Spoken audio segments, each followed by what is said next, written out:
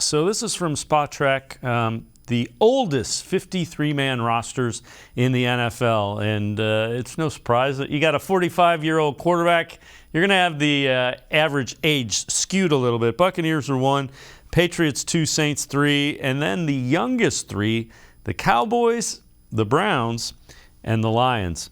Jeff, you look at that, Browns' second youngest roster in the NFL, and by most accounts, probably top 10 in terms of talent. What's that just say about what Andrew Berry and this front office have put together? Well, part of this also, though, is having faith in what you've drafted. The Browns still have every draft choice on their roster that Andrew Berry has selected. So you're talking about a lot of players that are in their third year, their second year, or their first year. And some of this is even skewed because we know Joe Bitonio is no spring chicken. And Myles Garrett, this is year 6. Nick Chubb, this is year 5. Some of these guys are getting up there in NFL age. There's no question around it. But you've got to, basically what it is you pay for the stars, and then you try to go find, young, cheap guys who can play their roles. And if they develop, you then have the decision to whether or not you're going to extend them or you move on from them. But when you keep as many players as you've drafted, your roster should be young. It's just the way it goes.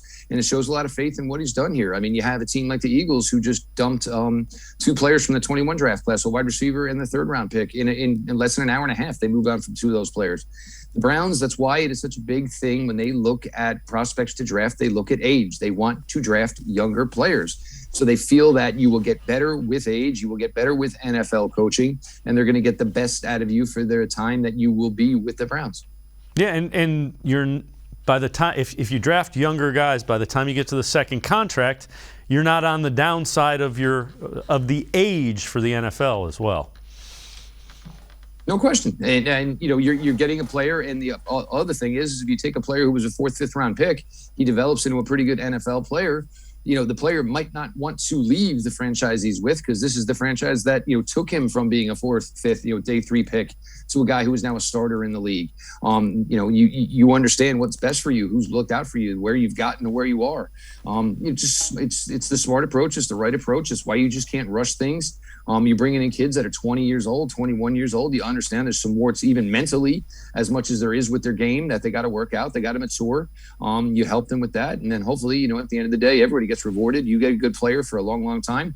Those young players who didn't make so much money when they were first drafted get nice extensions and go on to good lives.